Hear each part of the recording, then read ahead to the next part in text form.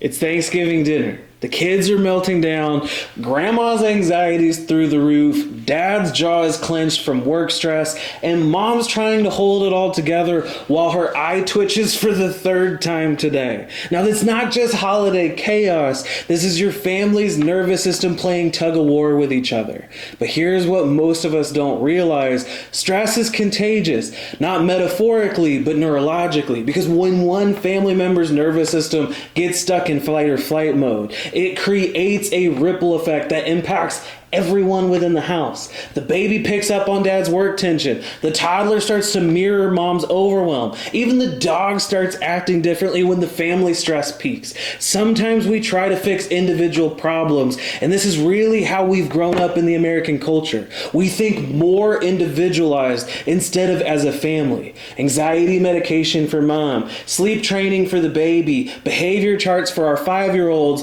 but we're missing the bigger picture. You can't heal in isolation when you're neurologically wired to co-regulate with the people that you live with. Shows that up to 15% of infants experience regulation difficulties in their first year. But here's what that stat doesn't capture. Those babies are usually born into families where parents are already dysregulated. Now, we see this pattern in our office every single week. Stressed parents bringing in struggling kids, not realizing that their nervous systems are connected like Wi-Fi networks in the same house. The data gets more compelling when mothers experiencing chronic stress during pregnancy. Their cortisol levels can directly program their baby's developing nervous system. That baby grows up with a nervous system that is pre-wired for stress. They become anxious kids and then stressed adults who then have babies of their own. That cycle continues. But during the holidays, when 3 or 4 generations gather, you're not just sharing turkey, you're sharing nervous system patterns that have been passed down like family recipes.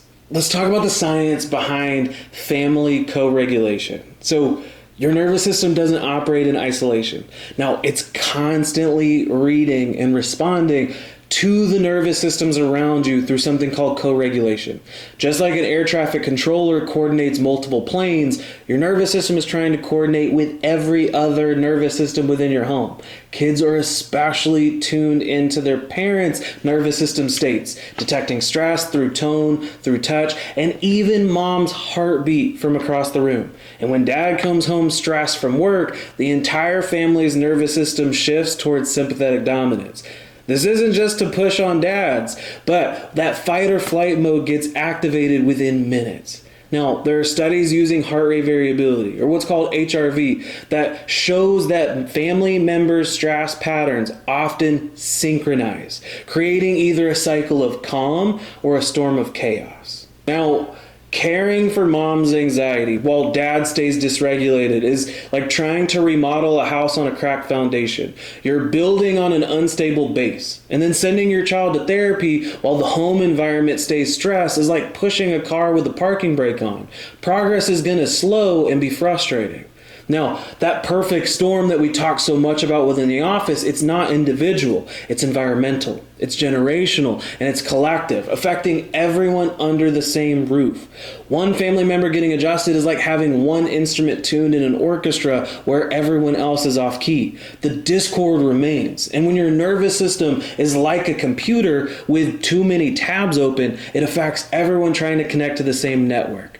Now, holiday gatherings amplify nervous system dysregulation because multiple stress systems converge in one space. Grandparents bring their lifetime of patterns. Parents bring their work stress and their parenting overwhelm. Kids absorb it all, creating a perfect storm of nervous system chaos. Now, this could be explained as to why kids act out more during holidays or even during the summertime, and why adults feel exhausted after family time.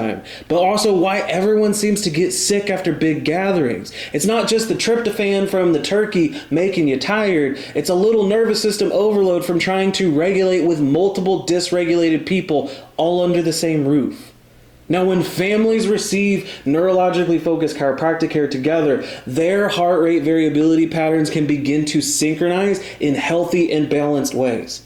Families create what we call a regulation field, where everyone's nervous system supports rather than stresses the other. Breaking this generational cycle requires addressing the whole family system, not just the identified patient, or the one that's showing the signs, the symptoms, the traits, or the behaviors. Now, just like that the umbilical cord that connects mom to baby, your family stays neurologically connected, and healing happens best when you all heal together.